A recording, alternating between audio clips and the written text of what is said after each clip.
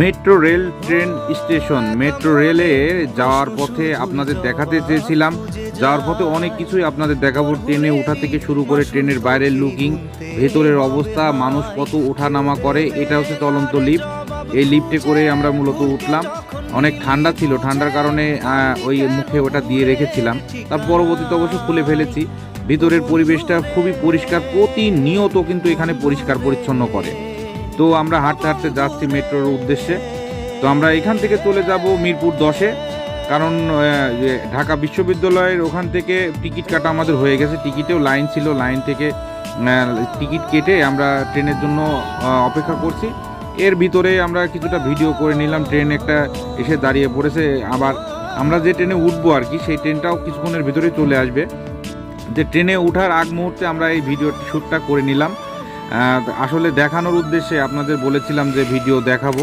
আমরা metro train আমাদের যে গন্তব্যে যাব সেই আমাদের উদ্দেশ্যে, তাদের উদ্দেশ্যেই বলছি যে মেট্রোর ভিতরে অনেক ভিড় থাকে এবং বসার জায়গা খুব একটা নেই, কারণ দাঁড়িয়ে থাকার জন্য ব্যবস্থাটা বেশি।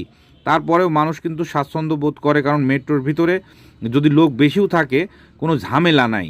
কারণ হচ্ছে এখানে কোনো গরম লাগবে না, কোনো মানুষের চাপাচাপিতে কোনো অসুবিধাই মনে হবে না। আর ট্রেন যখন চলে তখন একটা ঝাঁকি দেয়, ঝাঁকি দেওয়ার সময় কিন্তু আপনাকে ধরতেই হবে। এই যে মেট্রো আরেকটা স্টেশনের উপর দিয়ে যাচ্ছে, সেই মুহূর্তে কিন্তু আমি ভিডিওটি করেছিলাম। তো আসলে ভিডিওটি করতে করতে আমি মেট্রোর যে দরজা খুলে এবং দরজা লাগায় সেই বিষয়টাও আপনারা দেখতে পারবেন। এবং মেট্রোর ভিতর থেকে বাইরের দৃশ্যগুলো, বড় বড় বিল্ডিংগুলো দেখে আমি অবাক হচ্ছি। আসলে অনেক সুন্দর। এই জায়গাগুলোতে মেট্রো রেল স্টেশন করতে গিয়ে কতই না ঝক্কি ঝামেলা সামলাতে হয়েছে, এখন মানুষ কতই সুবিধা ভোগ করছে। এটা দেখে আমার খুবই ভালো লাগলো। আরও এখান থেকে অনেক কিছুই দেখা যায় খুব কাছ থেকে, মনে হয় যে আসলে পাখির চোখে দেখার মতো। আসলে আপনার মোবাইলে ভিডিও স্ক্রিনে দেখিয়ে আপনাকে বোঝানো যাবে না, শুধুমাত্র সরাসরি আপনারা যদি যান তাহলেই দেখতে পারবেন।